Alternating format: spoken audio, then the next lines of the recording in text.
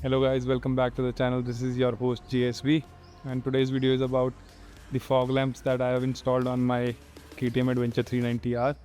So let me show you them. These are the fog lamps that I have installed on my KTM Adventure 390R. These are from Lubu and these are 15,000 lumens. I guess this is the Lubu L7S model. So yeah, the positioning right now is not good. They are pointing more towards the down direction, so the range that these lights should cover is not appropriate.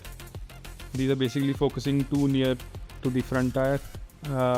I might need to change the position of these fog lights from this location, from this position to this one, because right now these are getting stuck, and these because of this part and the windshield, I'm not able to focus them towards the up direction. So today I'm going to move the direction. And for the right hand side, I also basically installed a Insta360 mount here, and I've just noticed that this is also coming in the way that the front indicator is also being blocked.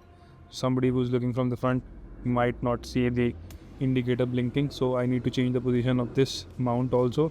So and also the fact that if I move it towards the back, this might get stuck with the this might collide with the handle when I move it to the left or right direction. So I don't want that. So I'll be moving this on the front where the fog lights are mounted, and I'll be moving the fog lights toward the back side of the crash guard.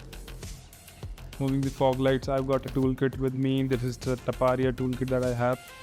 So I bought it earlier for all these regular type of operations that I'll be doing. So as you can see, the fog lights are pointing towards the down direction. So they are basically pointing towards this particular location, and they are not focusing on a much larger area, but they're just focusing on the shorter area. So one thing is that I can move it toward, change the direction of these lights, but it is not possible. It's not feasible here because they are getting stuck here. So you can see it is being blocked by the windshield, and also the windshield is being pressed. It's there's no chance of movement, there's no area for movement. So this can also crack during the ride, so I don't want that. So I'll be moving this. Let's start with this light first. Alright guys, I've changed the position of my fog lamps, but there was not much that I could do. I'll show you what. So the position that I've set now is this one only. So I've just moved the holder to the sideways, you can say 1 inch or 1.5 inch, both sides.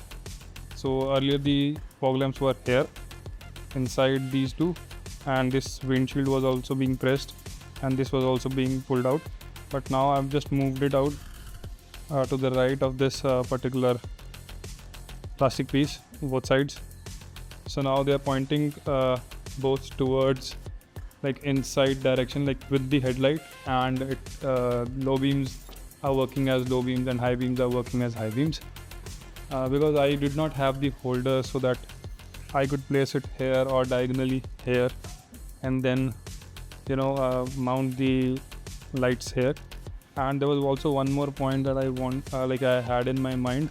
That was that if I place my lights outside the crash guard, and in case the bike falls, the first impact would go to the lights.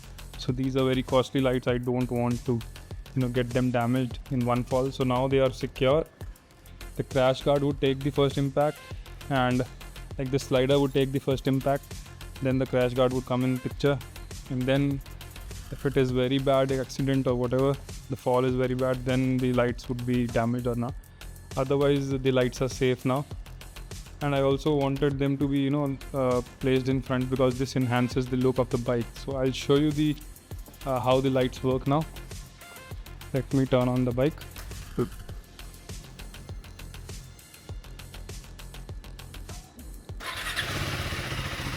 Alright, so right now it's standing on the side stand, and this is the low beam.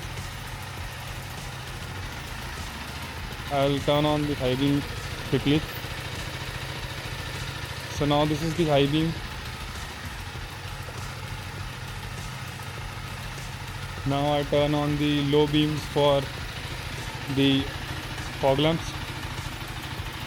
So this is the low beams for the fog lamps turned on.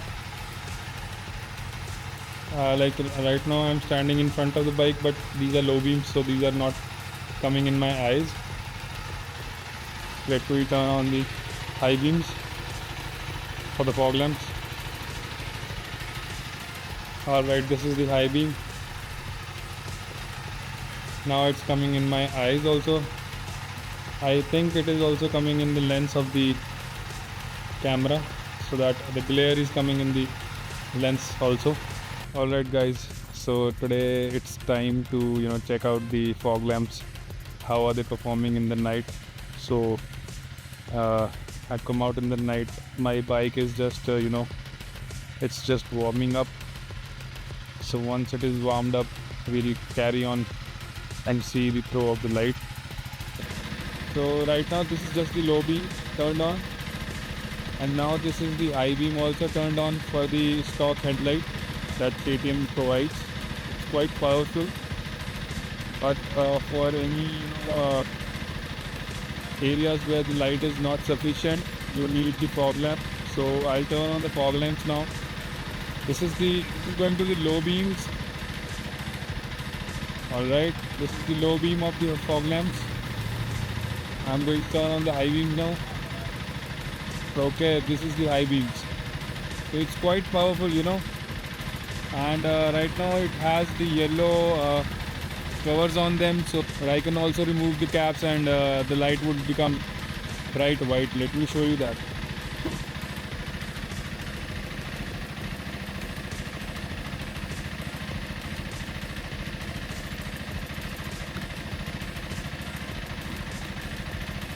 So this is the actual light color without the covers. So this is the high beams and this is the low beams. So I've installed the lights which I can also control the intensity of the light, the throw also. So this is the maximum value, this is the lowest, and it also comes with various flashing modes like this. I'll show you. Upper and lower. It's a dipper kind of thing. I can also vary between the speeds of the dippers. It's got 3 variations. So this is the third one. Now it goes back to the first one, upper and lower dipper. So again back to the high beams, low beams with the fog lamps.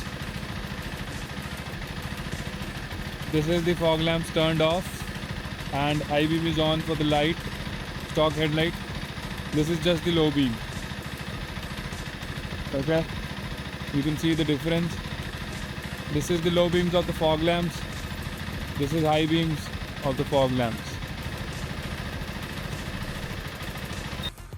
I don't know if the camera did the justice for the lights, but I'm recording this on a DJI Osmo Pocket 3. It has quite a bit good video capture in the night. So let's edit this and I'll show you how the effects are.